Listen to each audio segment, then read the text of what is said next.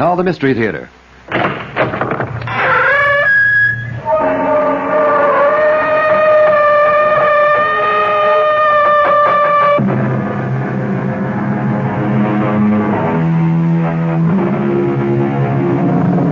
Come in.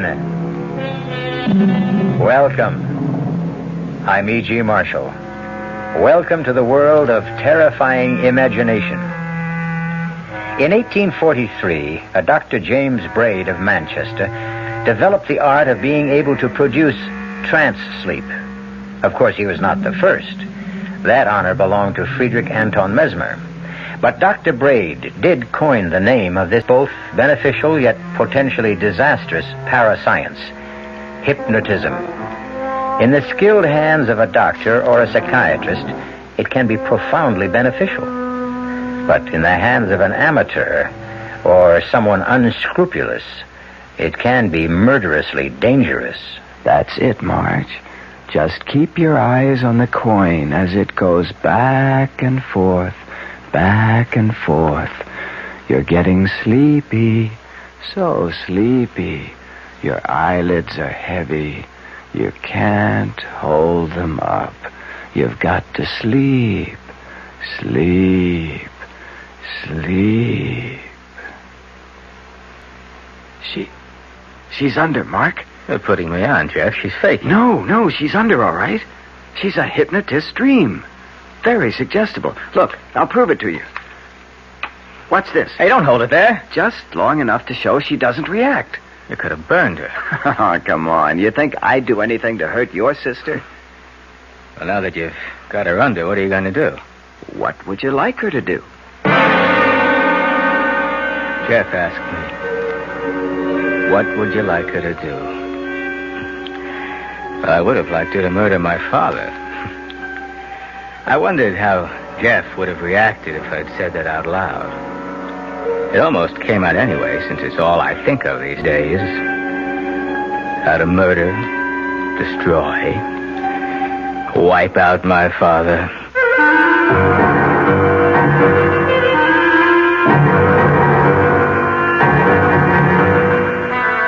Our mystery drama, Murder with Malice, was written especially for the Mystery Theater by Ian Martin and stars Marcia Rod and Ira Lewis.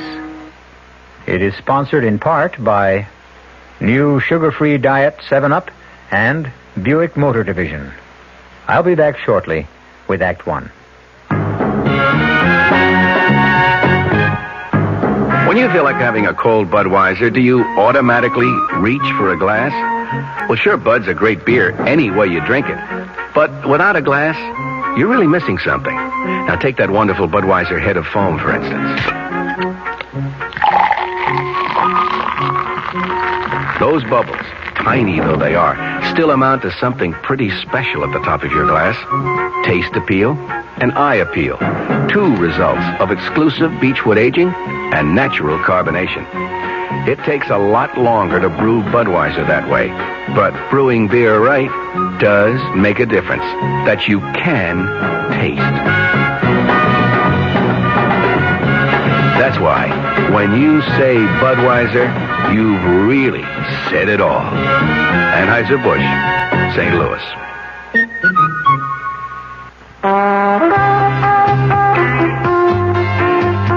North Jersey is certainly getting a higher yield this season, especially with Suburban Savings Special High Yield Savings Certificate that you can raise for fun and profit. All you have to do is plant a modest $2,500 minimum in Suburban's limited issue 7.50% savings certificate. Then put your certificate in a nice, safe place. Suburban takes care of the rest by compounding interest continuously from day of deposit paid quarterly. You'll get a nice, healthy 7.90% effective annual yield on your 7.50% savings certificate when you let it grow from 4 to 10 years. Early withdrawal prior to maturity is, of course, subject to a substantial penalty. So for a nice, healthy 7.90% annual effective yield, grow Suburban's 7.50% savings certificate for fun and profit at any Suburban savings office in northern New Jersey.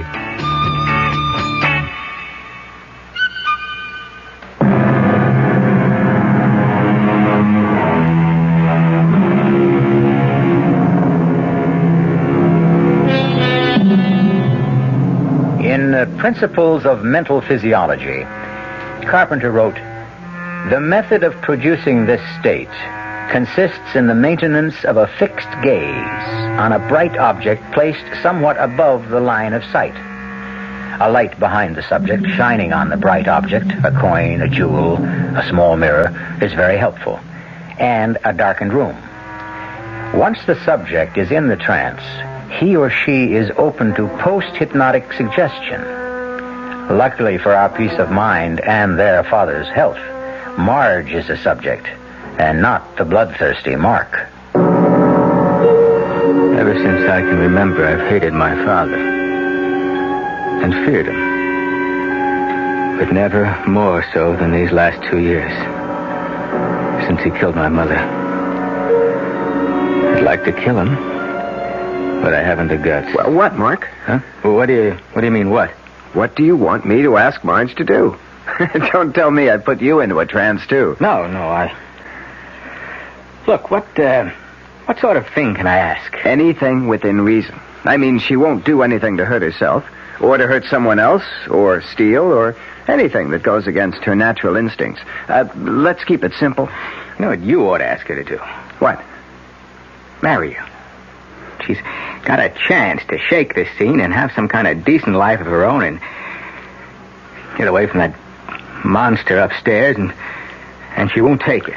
She loves her father. That murdering... Hey, come on, take it easy, Mark. He killed my mother. It was a car accident. He was going 90, and he was drunk when they crashed. It's a miracle anyone came out of it alive. It's a pity it had to be him. He got off lucky. Lucky? A shattered pelvis? Condemned to drag himself around on canes for the rest of his life? I hope he never knows a moment when he's not in pain. Hey, Mark. Come on, let's knock it off.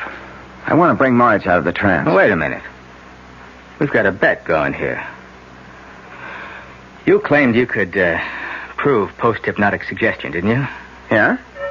Well, suppose you... Damn, that grandfather clock drives me crazy. Old man's pride and joy hasn't missed a chime since the day he was born. Did it wake Marge? No. She'll stay under till I bring her out of it. What were you going to say before? Well, suppose you were to tell Marge to hit up the old man for $5,000 tomorrow at breakfast. Would she do it? Well, she might if she thought it was justified. Well, tell her I need it to pay off some debts. Do you? What's the difference? She won't get it. No, Mark, I'm sorry. No go. Now, if you want Marge to try to get money for you, you ask her directly, when she's fully conscious. Like I figured, the two of you are just putting me on. Oh, no, I'll prove that to you. Marge? Yes? I want you to do something for me tomorrow morning. All right. What time's breakfast? 9 on the dot. Another of the old man's fetishes. Okay. Now, Marge, I want you to come down and be at the breakfast table at 2 minutes to 9 tomorrow morning. Then, when the clock strikes 9, on the last chime, no matter what's going on, you will say, "Hickory-dickory-dock. The mouse ran up the clock. The clock struck 9, and I feel fine. Hickory-dickory-dock." And you won't remember you said it. Will you do that? Yes? You won't forget. No? Now, you've been having a nice rest. But it's time to wake up and feel refreshed and relaxed. You will wake up when I say now. Now. I feel as if I... What are you staring at? The two of you. Jeff, did it work? Mm-hmm. What, you really put me under? About 10 minutes. Oh, that's scary. You know, why, if you can make me draw a blank like that, you can make me do anything. Oh, no, don't worry. I couldn't make you do anything you didn't really want to. I should hope not. Where did you learn this handy little parlor trick? I once took some courses in parapsychology. Do you feel relaxed, Marge? Is your headache gone? I have to admit I do. And no headache. I really feel as if I'd had a whole night's sleep. You're a master magician. No, anyone can do what I did, provided he has the right subject, and that person is willing. Not that I'd advise it, though. It's a dangerous thing to fool around with.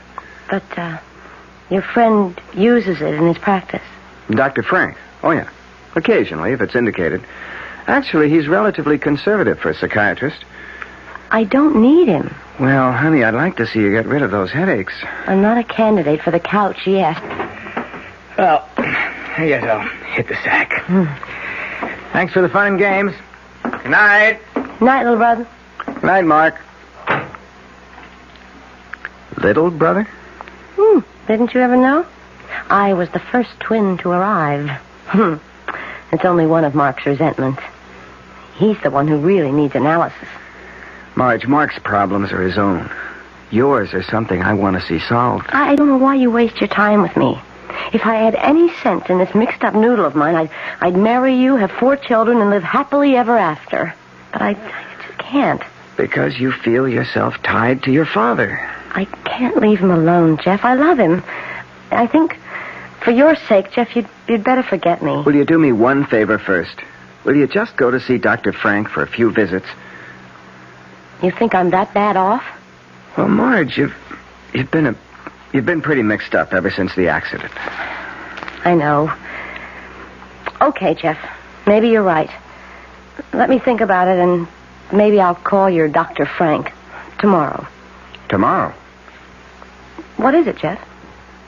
Nothing. It isn't important. It'd be more complicated to undo than to do now.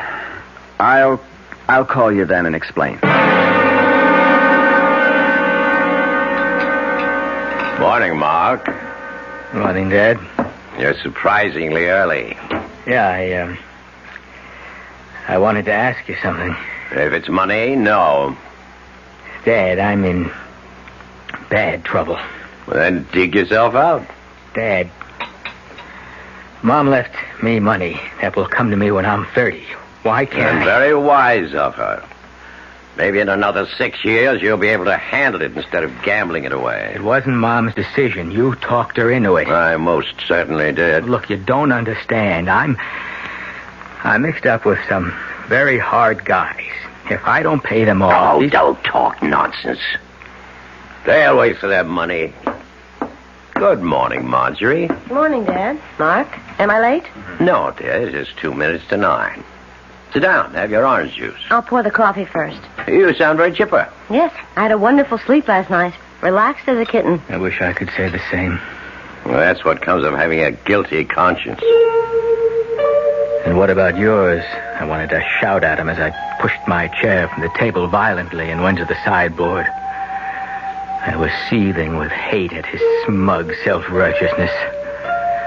Guilty conscience. If he only knew how guilty, how much I wanted him dead. Serving breakfast plates for Marge and me gave me time to regain control.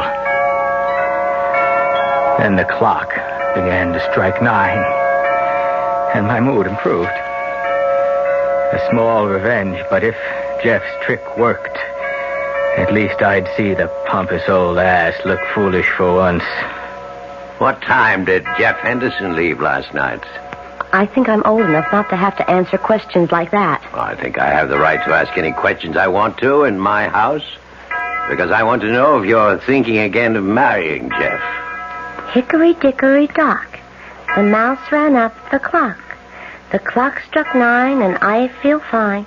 Hickory dickory dock. What? What did you just say, Marjorie? Me? I didn't say anything. I just asked you a perfectly reasonable question, and you replied with a silly nursery rhyme. Nursery rhyme? Dad, I don't know what you're talking about. I didn't... She doesn't know. She said it. Keep out of this, Mark. It was post-hypnotic suggestion. It was what? Marge had one of her bad headaches, and Jeff thought he could cure it by hypnosis. And he did. But what's this about... Hypnosis? Marge, I must say I didn't think you'd be this foolish. I don't want Jeff Henderson in this house again. Dad, I'm the one the trick was played on. Where's your sense of humor? I haven't had any sense of humor since I lost your mother. No, don't help me. I don't need anyone. I can manage by myself. I don't expect it from my son, and I don't ask it from you, Marge. Dad, Oh, let him go, Marge. He's only looking for sympathy. Why do you have to be so hard on him, Mark? Because I hate him. I always have. Mark, he's our father. I love him. Well, maybe we're not... What do they call us? Enzygotic twins, after all, huh? I mean, I guess we came from two different eggs because the only thing I want him to be is dead. I think maybe we both need psychiatrists. I'll get it, Williams. Yes? Are you Mark Prentice? Yes. Well, open up, fella. Let me in. Oh, now, you don't want to see artillery, do you? Benny? Yeah. He sent me. What do you want? Oh, boy. Benny must be going soft. He lets you into him for 15 big ones. Now, look. I'm going to pay him. Oh, I know you're going to pay him. But when? Like, what's on account? I haven't got anything right now, but Benny knows that I come into my own money when I'm 30. You got 2 weeks, fella. 2. For whole account. Otherwise, a couple of broken legs, a little treatment around kidneys, you carry the rest of your life. And we'd still be waiting for the payment. You get the message? I'm scared. And I've never been so scared in my life. And I'm caught. They mean business. And I'll never change my father's mind. I'm going to have to kill him. But how? How?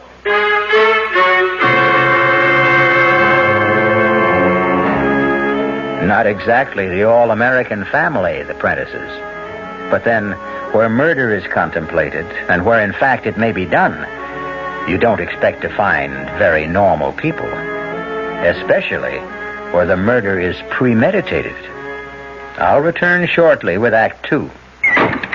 Oh, somebody's been drinking my sugar-free Diet 7-Up, and it's all gone. Oh, actually, I saved a little. Oh, a bear! Hiya, Goldie. What's brewing? That's Miss Goldilocks to you. Oh, come on, kid. You mean you don't remember me? The cottage, the 3 chairs, the porridge? Baby bear! In the fur. Been a long time, Goldie. But baby bear... Just call me BB. You drank all the sugar-free Diet 7-Up, and I have to conduct another diet drink taste test today. Well, yeah, I saw the sign on the door, a professional taste tester, huh? But how can I conduct my taste test now? Why bother? I tried those other diet drinks, too. You'll notice there's still plenty of them around. Why not ask me? Well, okay, BB. Tell me, why did you drink all the sugar-free Diet 7-Up? I like the taste. Light, fresh, natural, sugar-free Diet 7-Up is definitely unbearably delicious. Mm-hmm. Hey, Mom, what's for dinner? Hey, Mom, what you got? What's for dinner? Check ShopRite's low price on first cut choice beef chuck steaks, just 57 cents a pound. Fresh ground beef chuck, any size package, 89 cents a pound. ShopRite hamburger rolls in packages of 8, just 3 for $1. Mohawk 5-pound canned ham will serve a crowd for just $4.99. Save on fresh red plums, 3 pounds for $1. Hotel bar butter, 79 cents a pound. For every meal you served, you'll get a lot more for a little less at ShopRite. She loves the family. She wants the best. She does all that she can do. She lets ShopRite do the rest. Hey, Ma, what's for dinner? ShopRite has the answer. This is WOR New York, an RKO General Station, your station for Mystery Theater.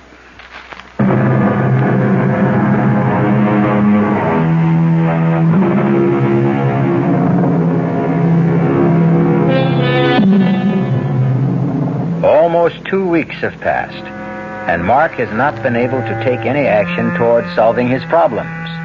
Marge, at least under Jeff's urging, has had several sessions with Dr. Frank, and Harvey Prentice has continued to be himself, domineering, selfish, callous to any problems but his own. Mark? Yeah, Dad. What is it? Where the devil is Marjorie? I think she's with a psychiatrist. What does she need with a psychiatrist? You'll have to ask her that. Oh, not again. I trust she's not going to be late for dinner this time. Search me. Well, when she comes in, I'm in the study. Oh, by the way, I see you appear to be all in one piece. No bruises, no damage. Did you pay off your debts? No. Well, I told you nothing would happen. I've got 2 days left to come up with the money. Look, Dad. No. Not from me. Do you know that I'm scared to go out of the house? Has it ever occurred to you that you should and get a job? That's the way to pay your debts off. I couldn't pay my debts off with any job I can get. Perhaps you should have thought of that before you ran them up. Oh, it's easy to hate my father. And even the fact of murdering him would not be all that hard. It's just how to do it without being found out. It never occurred to me that my sister might provide the answer.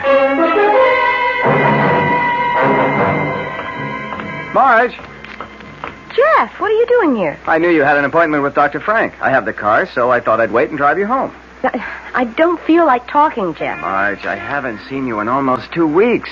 You won't even answer my phone calls. Are you mad at me? Not exactly. Is it that silly stunt I pulled with that post-hypnotic suggestion? No. It's ever since that evening. I know. All right. Let's get in the car and you can drive me home. Sure.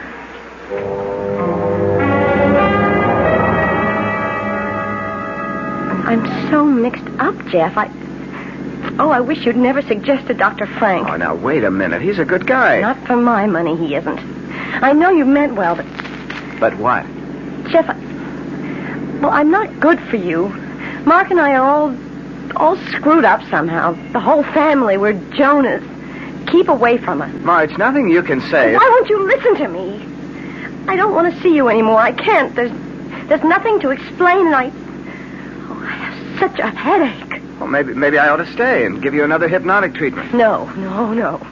Nobody else is getting inside my head anymore but me.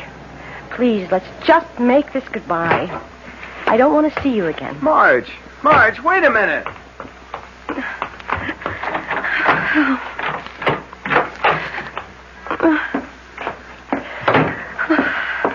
Hey, Marge. What goes? It's nothing. Just leave me alone. Okay. Play it your way. Oh, I'm sorry, Mark. I didn't mean to snap. It's just the top of my head's blowing off. I'm not going near that psychiatrist again. Oh, what's the panic? The things he keeps saying. I think he's the crazy one. How come? Well, I'm not going to go through all the double talk about the id and the super ego and the ego, but what he finally got around to saying was that I was jealous of Mother. And because Dad put her first, I hated him and wanted him dead. Well, he's got the wrong twin. How could he say such a thing to me when I literally gave up Jeff to take care of Dad? Search me. I mean, honestly, I thought an Oedipus complex was strictly from the ancient Greeks and for doctors talking to each other. Can you imagine me supposed to hate my father? How could you hate Dad when you dropped everything to take care of him ever since Mom died? See, that's because I'm supposed to have a fixation.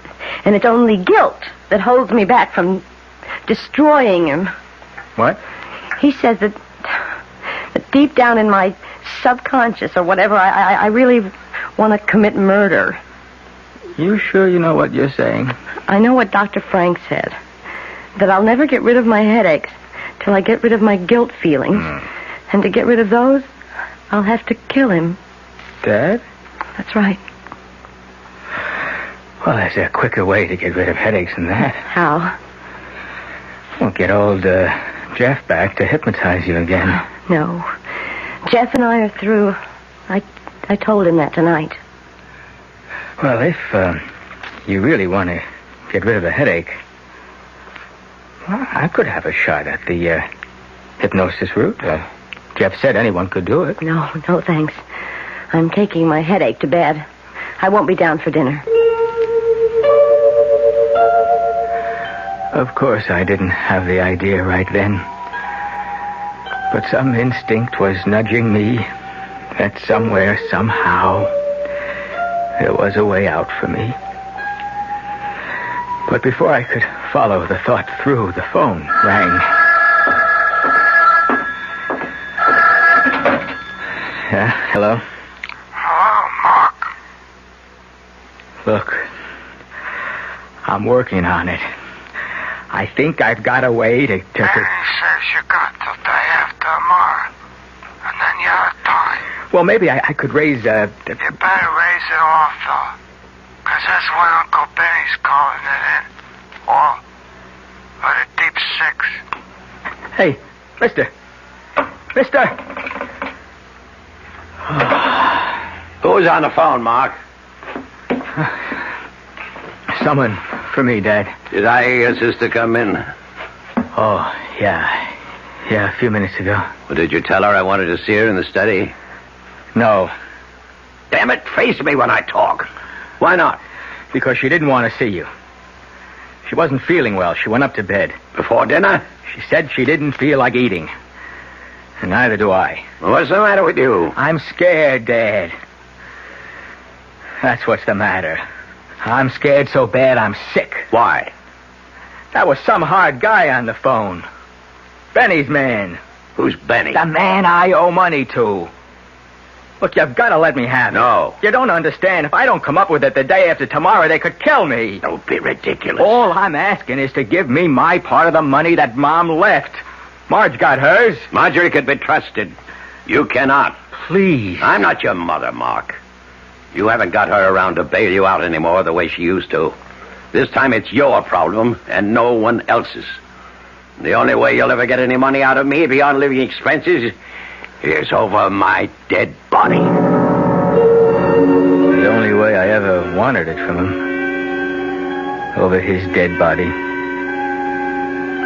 And suddenly, at last, I could see the way to do it. Dinner was eaten in stony silence. Just the two of us. After it, my father went back to the study for coffee and brandy. I sneaked upstairs to my father's bedroom, which had been my mother's, too, and searched quickly through her drawers to find what I wanted.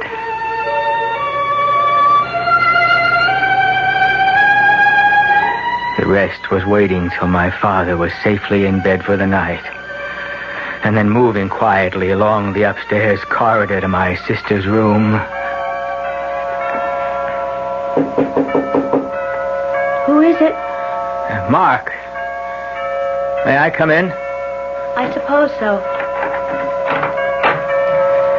I knew you were up. I saw the light under the door. Dad came by to say goodnight an hour or so ago. I couldn't get back to sleep. What time is it? The witching hour. Midnight. Mind if I sit on the other bed for a moment? It's all right. My bed light in your eyes? No. It's just fine. How's the headache? Splitting. I wish I had some magic remedy. I just like to go to sleep tonight and never wake up again. No, you don't mean that. I do tonight. What's that swinging in your hand? That's a memento from better days.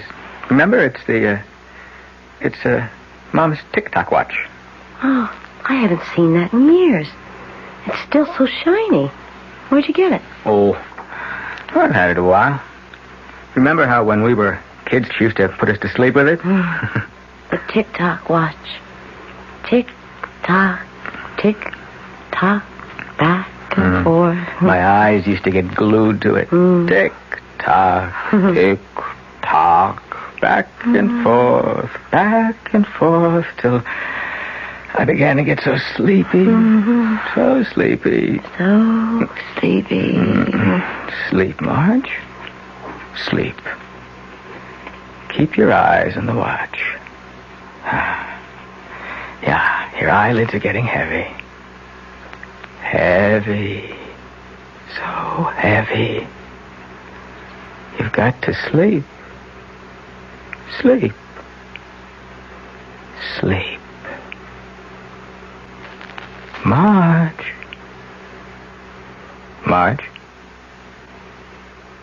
I can't believe it. She can't feel the flame. Marge, you're asleep. But you can hear me. Yes, I hear you. Who am I? You're Mark. Am I your brother? Yes, Your twin? yes, Do you know our father? yes. How do I feel about him? You hate him. How do you feel about him? Marge, I asked you. How do you feel about him? I hate him too. Would you like to kill him? Yes. I've always wanted to. I want to kill him. I could hardly believe my luck. And just in time to save my neck. The perfect weapon for the perfect murder. My sister. But did I dare to use it? To hurt her instead of being hurt myself? What would they do to her? What would happen to her if I did what I was planning? And would it even work? What were the odds on the biggest gamble I would ever take in my life?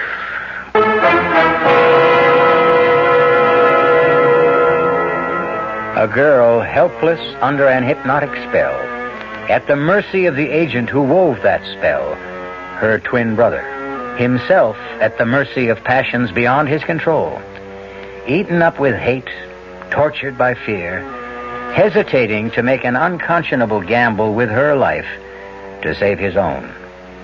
I'll return shortly with Act 3. I'd like to describe a car to you. See what you think of it. First of all, it's small. Second, it's got a 6-cylinder engine, a pretty handy asset these days. Third, it's a Buick.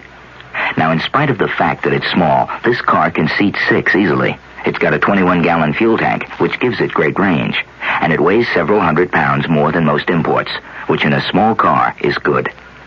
Now, what does it look like? Well, that's pretty tough to handle on radio.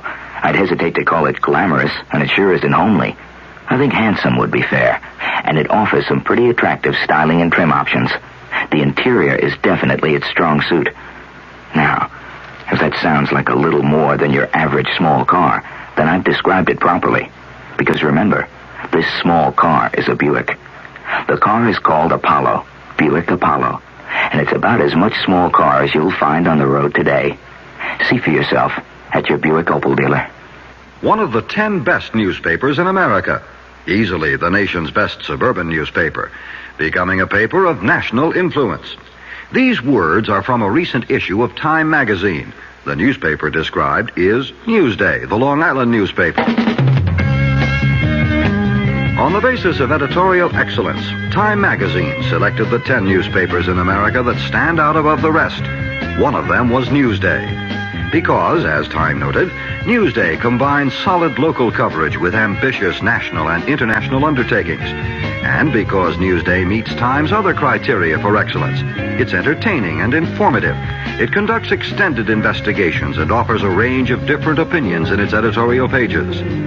Have Newsday delivered right to your door with no service charge, and see why it's one of the 10 best papers in America. Newsday, Long Island's own newspaper.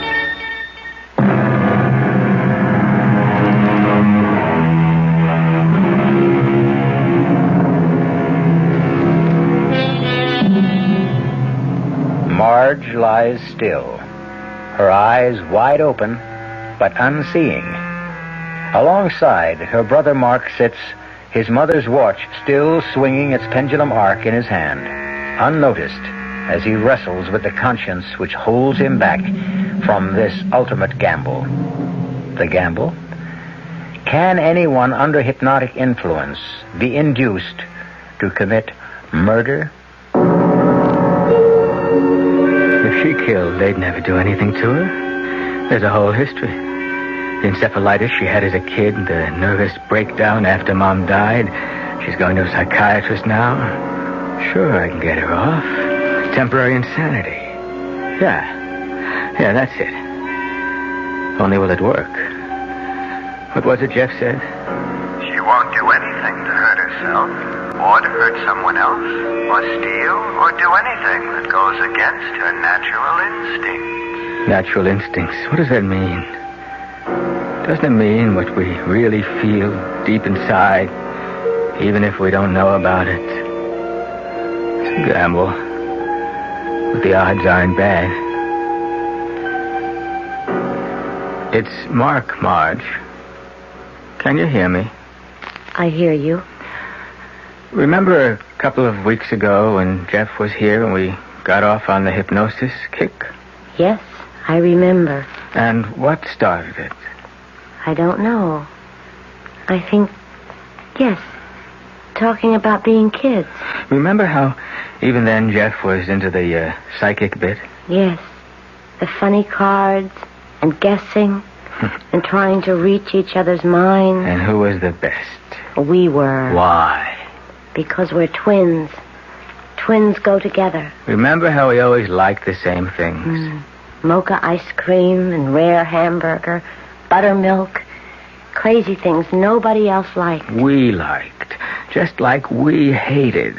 What did we hate? You know. Coffee, half and half, and hot dogs without relish, and people who lie or cheat or murder. Murder? Like Dad. He killed Mother, didn't he? There was an accident. He was too drunk to drive the car. Didn't you hate him after the accident? I don't know. Don't you hate him now? Yes, I hate him. Would you like to see him dead? Would I? I would. And we're twins, remember? Yes, twins. We always think alike, right? We always think alike. I want to kill him. Don't you? I want to kill him. Then listen. Tomorrow night he'll go to bed early. He'll be fast asleep by 10 o'clock, you understand? Fast asleep by 10 o'clock. I can promise you that. I won't be here. But when the grandfather clock strikes 10, you're going to go to the dining room, right? When it strikes 10, I go to the dining room. In the sideboard drawer. You know which one. His dad's carving knife. The one he keeps honed to a razor's edge with the sharp point, remember? I remember. The carving knife. Right. And then go to his bedroom and plunge it into his chest. Listen to me, Marge. You'll be doing what you always wanted to do. You'll never have headaches anymore because the guilt will be gone. You'll be destroying him just as you've always wanted to do. Killing what you hate, what I hate. Killing all the hate in our hearts. You understand? When the clock strikes 10 tomorrow night, I am to get the carving knife and take it upstairs and plunge it into Dad until he is dead. And when you wake up in the morning, you won't remember any of this. I didn't sleep much that night, and next day was an endless nightmare. By the time dinner was over, I was a wreck. But the real strain was just beginning. No, it was no sweat to slip the barbiturate in Dad's coffee, and later to help him up to bed, half comatose, and get him settled snoring for the night. It was after the clock chimed 8:30 that I finally left the house to establish my own alibi. Stopping carefully, I might add, on the way out, to make sure the clock was wound, although my father was usually infallible in seeing that it never ran down. And then I left the house.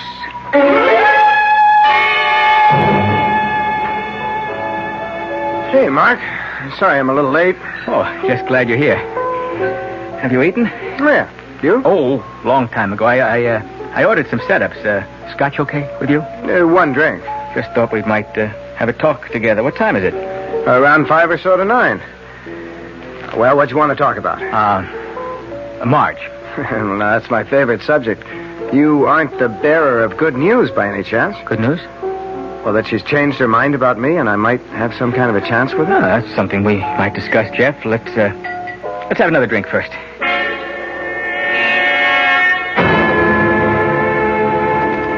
Where was I? Don't you think you should go a little easy on the drinking, Mark? Hey, if I want to get drunk, I'll get drunk. Not with me, Buster. All right, okay, so I'm sober. Where was I? Well, you were trying to explain something about your sister, which is the only reason you're holding me. Oh yeah, Marge, yeah. You know, you don't stand a chance as long as Dad's around. Yeah, I'm aware of that problem. Well, supposing it suddenly didn't exist anymore, supposing there wasn't my father. Well, if that's your only question for the evening, maybe we ought to order another drink.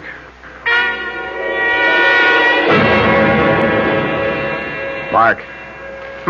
Huh? Come on. What? Come on, I paid up. Let's get out of here. No, I can't. What time is it?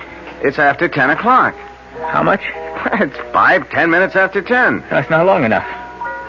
I gotta stay here a while. Okay, suit yourself. I'm going home. Hey, we haven't finished talking. As far as I'm concerned, we have. I want to tell you about Marge. Look, whatever you had to tell me about Marge, if you ever had, it's too late for you to make any sense tonight. Either you come with me now and I'll drop you home, or stay. Get as stoned as you want. I gotta stay. Just a little longer. Doesn't matter anymore. My hands, my feet, everything seemed like lead from the moment 10 o'clock had passed. Before I'd been fired up, nervously tensed, hard put to act normal. Now the drinks meant nothing. I wanted to call it all back. I stumbled to my feet. I rushed out of the bar. In the cab back to the house, I had all sorts of fantasies. Sometimes when the clock got overwound, it would stop. If it hadn't struck 10, maybe my father was still alive. And the other fear, how did I expect my amateur hypnosis would work?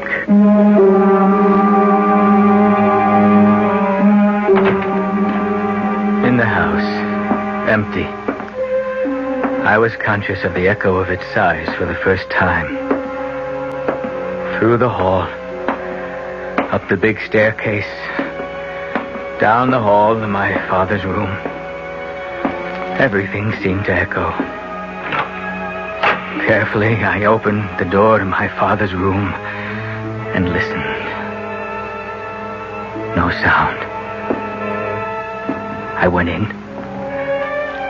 I looked at my father where he lay, lit by a lamp on the far wall over the dressing table. The first thing I was conscious of was that he was breathing. And I saw the carving knife on the floor. It was instinctive to pick it up. It was bright silver and stainless steel, glittering in the corner lamp. There was no trace of blood. He wasn't dead. And I knew I would have to do this by myself. By myself. There never had been any other way. So I came to the bed, lifting the knife up high to drive it home. And suddenly his eyes were open, looking at me, recognizing what was about to happen.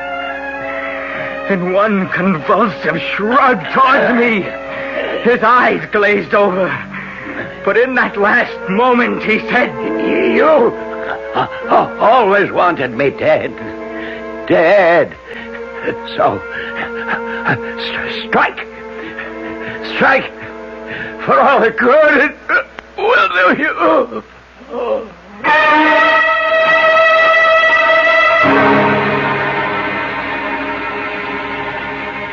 So he's dead, as you wanted him to be. I don't have to listen to you. Oh, yes, you'd better listen to me. What you tried to do to your sister is beyond belief. She hated my father as much as I did. Your thumbnail psychology is about as successful as what you know about hypnotism. Oh, you put Marge to the acid test, and your hypnotic suggestion worked just as you planned it, up till the last moment. How do you know? Because your sister ran to me for help. At the last moment, she couldn't force herself to turn against love. Not for this one man, or me, or you, but just the fact that she was human and normal, and hate was no part of her, but love was. So she dropped the knife and ran to you. Well, you dropped it too, didn't you? When it came to the test, you could no more strike than Marge. Could you? I'll never know. He died before I had the chance. A massive stroke had caused my father's death before I had a chance to kill him. But if I wasn't guilty in fact, I certainly was in intention. And to achieve his death, I would have tried anything within my power. I was lucky to get off scot-free, I thought. And I direct that my entire estate be left to my beloved daughter Marjorie, subject to all the provisions to protect it and her from my son Mark, to whom, with all my heart, I leave nothing, not 1 cent.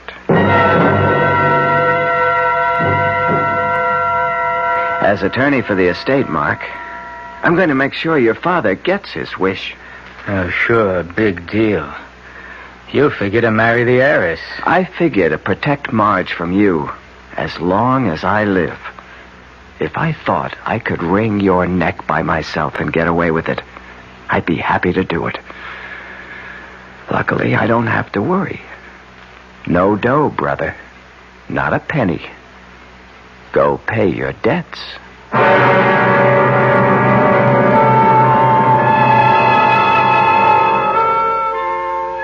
Can one be hypnotized and led to kill? Certainly not from tonight's story, and highly doubtful, if not impossible, no matter who the subject might be. But just in case, I hope we have all learned that it is nothing to meddle with for the uninformed. Like all special areas in life, it should be used by the expert, only in cases of special need.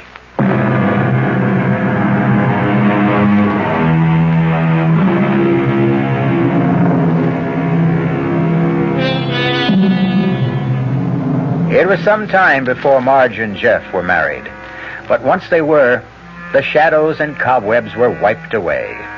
Mark was only a dark memory that would disintegrate in time as thoroughly as his corporal self, trapped in his cement boots in the shifting muck of the river bottom where he lies. Who sows the wind must reap the whirlwind. Our cast included Marcia, Nick Pryor, Ira Lewis, and Staats Cotsworth.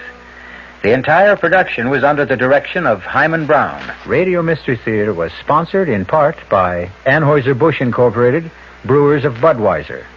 This is E.G. Marshall inviting you to return to our Mystery Theater for another adventure in the macabre. Until next time, pleasant dreams.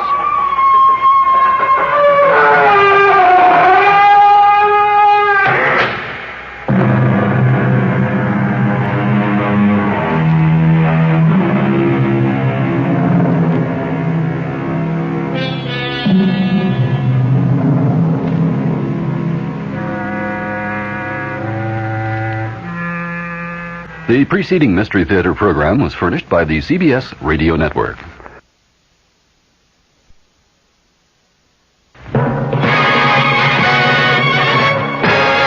I'm Fulton Lewis in the Mutual Broadcasting System studios in Washington, D.C. Now, my commentary.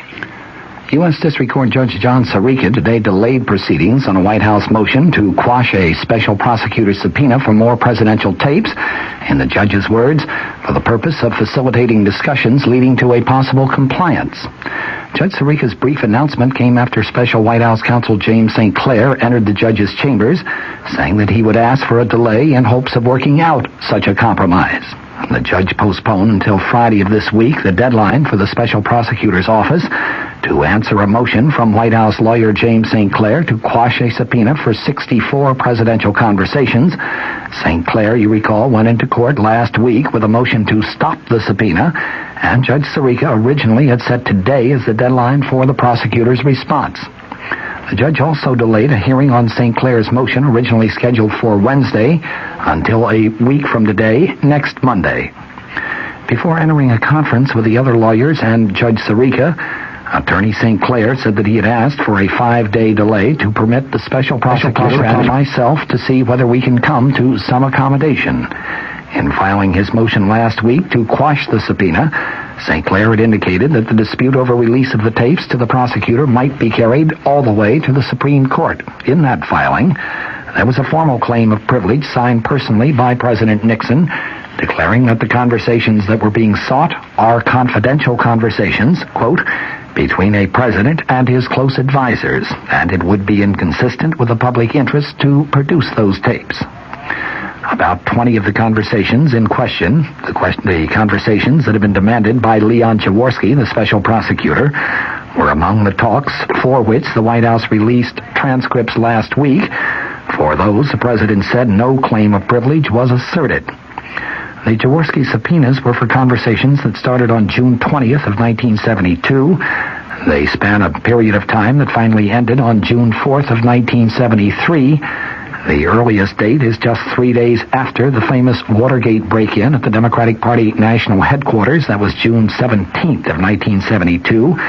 The June 4th date is the day on which President Nixon listened to some of the Watergate tape recordings. The counsel of the president, J. Fred Buzzhart, testified before one of the Watergate grand juries today, but he refused to tell what that questioning was all about. He appeared before Watergate Grand Jury number 3, which is investigating, among other things, the 18-and-a-half-minute gap in one of the key White House tapes. In his White House role, Attorney Buzzhart had overall custody of the tapes at one point last year, and he testified extensively during a court hearing into the causes of the now famous 18-and-a-half-minute gap and about 2 other tape recordings that the White House said never existed. There have been some reports in recent weeks that Buzzhart still had a major say in just what recordings the president would yield to the special Watergate prosecutor and to the House Judiciary Committee, even though James St. Clair, of course, is now said to handle all Watergate legal matters for the president. The White House indicated today that the president's Watergate counsel, St. Clair, may not fight against the granting of immunity for administration witnesses that are called before the House Judiciary Committee. Press Secretary Ronald Ziegler told reporters at a briefing that St. Clair told him earlier today that there appeared to be no problem in granting of immunity. Ziegler added that the White House does not have a fixed position on that subject. He noted that it would be up to the committee to determine the question of immunity for witnesses who could tell what they know about Watergate-related matters. Michigan Republican Representative Edward Hutchinson, the ranking minority member of the Judiciary Panel, has already been quoted as saying that he would oppose granting immunity to any witnesses who testify before his committee during its impeachment inquiry. Asked if there has been any effect on the White House staff since the president released the transcripts of a number of White House conversations last week, Ziegler today replied, "Over the past month, there has been a hesitancy to make extensive notes or to put anything down on paper." Ziegler said the problem had not yet reached serious proportions, but he said it might if there were a breakdown in the principle of executive privilege. The president issued the transcripts in response to the Judiciary Committee's formal subpoena for the tapes of 42 presidential conversations. Herbert Kalmbach has testified of a midnight meeting in which he said a top dairy cooperative official was told that milk prices would be increased and that the White House wanted confirmation of a $2 million campaign pledge. Kalmbach, of course, is a former campaign fundraiser for President Nixon.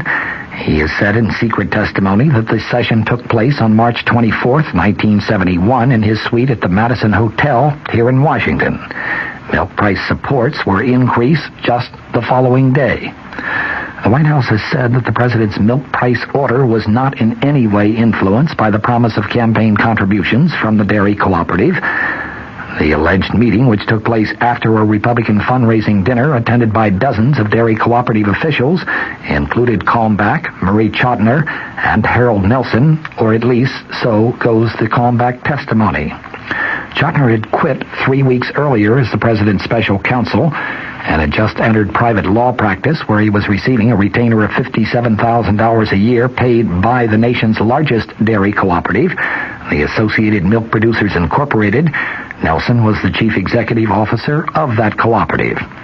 According to the testimony, Kalmbach swore that Chotiner told Nelson that John Ehrlichman, who was the president's chief domestic advisor at that time, wanted Nelson to reaffirm the milk producers' promise of $2 million in light of an milk price increase that the president had just directed. Kalmbach said that Nelson agreed The next day, the administration made its public announcement of the price increase of 27 cents per hundredweight, which added hundreds of millions of dollars to the income of dairy farmers around the nation. Colmack's testimony was given about 6 weeks ago to two investigators for the Senate Watergate Committee, Alan Weitz and David Dorson. They said that this testimony, along with other unspecified evidence, provides the basis for a letter which lawyers for the House Judiciary Committee sent to the White House back on April 19th. That letter, intended to state facts showing the impeachment investigators' need for 45 presidential tape recordings about the milk fund affair, was made public just last Friday. It said, among other things, that on March 24th, 1971, quote, Mr. Murray Chotiner stated to several dairymen that Mr. Ehrlichman expected the dairy industry to reaffirm its $2 million commitment in light of a forthcoming increase in milk price supports. The White House has rebutted by saying that the president was aware of the dairymen's $2 million promise because his aide, Charles Colson, had told him about it back in 1970. Colson has been identified as the main contact in the White House for Nelson, and indeed for other dairy cooperative officials. The White House, though, has vigorously denied that the president's decision to raise prices was in any way influenced by that promise of money. He was influenced, the White House has declared, by traditional political considerations, including pressure from Democrats on Capitol Hill, Democrats who themselves wanted a price increase. Secretary of State Henry Kissinger and Soviet Foreign Minister Andrei Gromyko have arranged to meet tomorrow on the island of Cyprus, the purpose to discuss their search for an end to the Middle East war insofar as the current hostilities on the Israeli-Syrian front are concerned. Plans for that meeting were announced in Moscow